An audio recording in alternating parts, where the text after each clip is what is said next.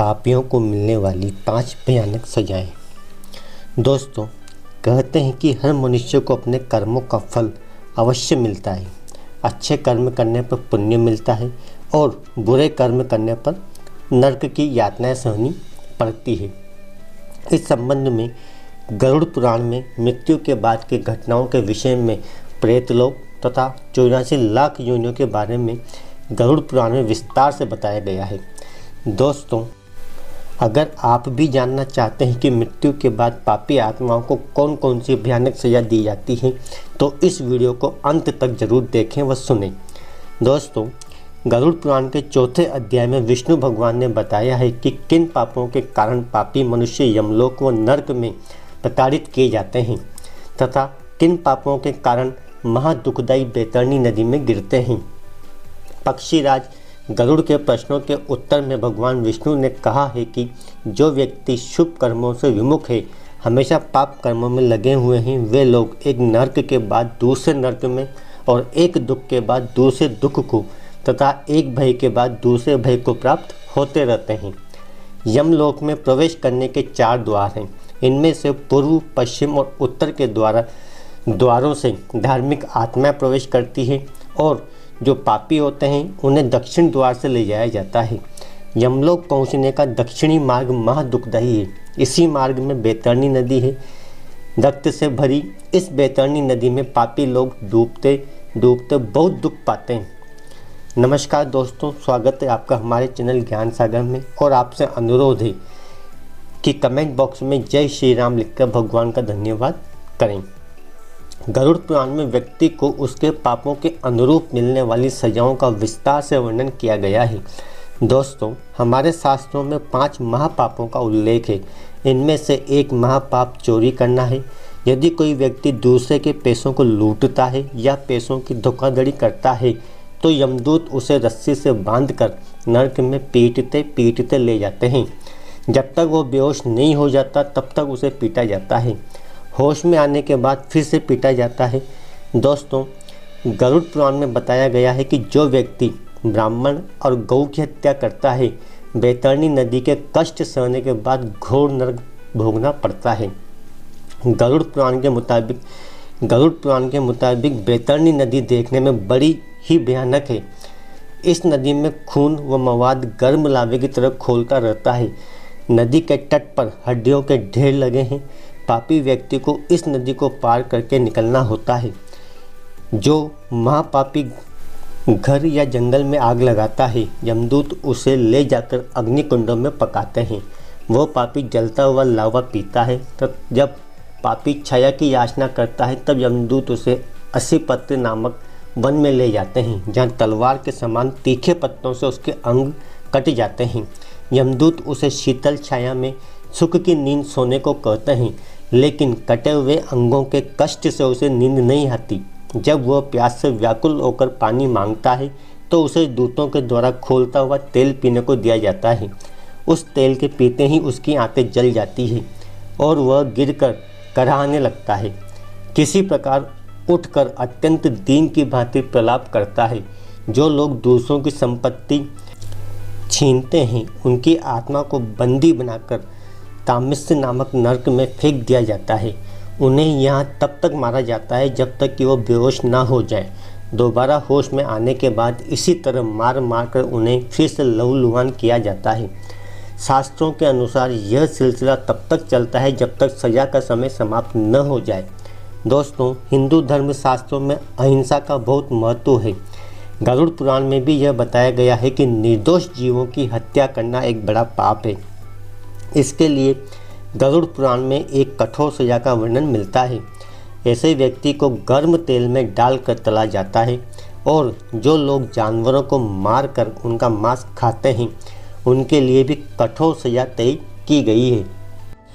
ऐसे लोगों को नरक में जानवरों के बीच छोड़ दिया जाता है और जानवर उन्हें चीर कर खा जाते हैं। कुंभी पाक नरक में शिकारी या उन लोगों की आत्माओं को लाया जाता है जो अपने शौक के लिए जानवरों को मार देते हैं, जहां उन्हें इस सजा के लिए खोलते हुए तेल में बार बार उबाला जाता है। दोस्तों, कुछ पापों की सज़ा इन सब सज़ा से बढ़कर है। जो व्यक्ति बड़े बुजुर्गों को अपमान करते हैं या उन्हें घर से निकाल देते हैं, ऐसे व्यक्ति को नर्क की अग्नि में तब तक डुबोया जाता है जब तक उसकी खाल न निकल जाए। हिंदू धर्म के अति प्राचीन ग्रंथ मनुस्मृति के 3 अध्याय में एक बहुत ही प्रसिद्ध पंक्ति है, यत्र नार्यस्तु पूज्यन्ते रमन्ते तत्र देवताः। मतलब जहाँ नारी की पूजा की जाती है, उसका सम्मान किया जाता है, वहाँ देवता निवास करते हैं। गरुड़ पुराण के मुताबिक महिलाओं के साथ दुष्कर्म करने वाले या उन्हें धोखा देने वाले मनुष्य को जानवर की श्रेणी में रखा गया है। ऐसे मनुष्य को नरक में मलमूत्र से भरे कुएं में डाल दिया जाता है और उसे जीवित रहने के लिए वही सब खाना पीना पड़ता है। दोस्तों, हमारे शास्त्र कहते हैं कि ऐसे पति पत्नी जो एक दूसरे के साथ तब तक रहते हैं जब तक एक दूसरे के पैसे का उपभोग कर सकें, उन्हें मृत्यु के बाद नर्क भोगना पड़ता है। ऐसे लोगों को नर्क में लोहे की गर्म सलाखों से पीटा जाता है। गरुड़ पुराण के अनुसार अंधतत्सम नर्क उन पति पत्नी की आत्माओं के लिए है जो एक दूसरे को लाभ या उपभोग की वस्तु समझते हैं। अंधतत्सम नर्क में उनकी आत्माओं को मारा जाता है और यह सिलसिला बहुत लंबे समय तक चलता है। केवल यही नहीं, शास्त्रों में यह भी बताया गया है कि गुरु हमें अच्छे और बुरे का ज्ञान देते हैं, इसलिए गुरु को पिता समान माना गया है।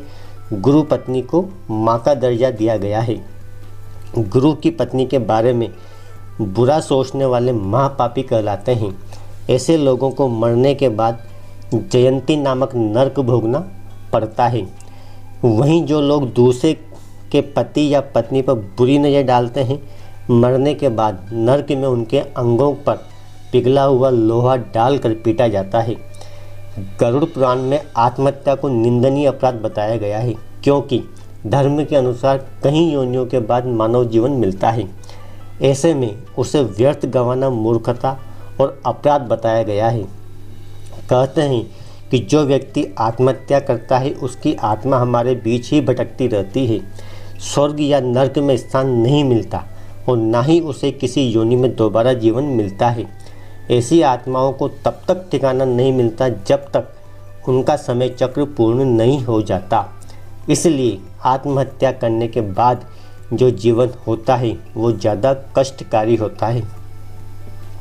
गरुड़ पुराण में अनेक पापों का वर्णन किया गया है, जिनको करने के बाद व्यक्ति को बैतरणी नदी के घोर कष्ट झेलने पड़ते हैं।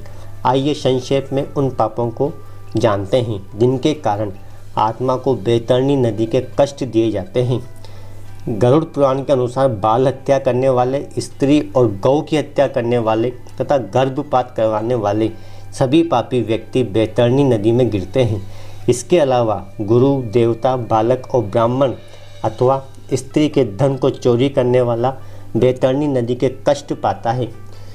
जो व्यक्ति ऋण लेकर नहीं लौटाता तथा विश्वासघात करने वाला, जहर देकर मारने वाला, उत्तम कुल में उत्पन्न अपनी सच्चरित्र पत्नी को द्वेष के कारण छोड़ने वाला और इसके अलावा माता पिता और गुरु को अपमानित करने वाले मनुष्य बैतरणी में डूबते हैं।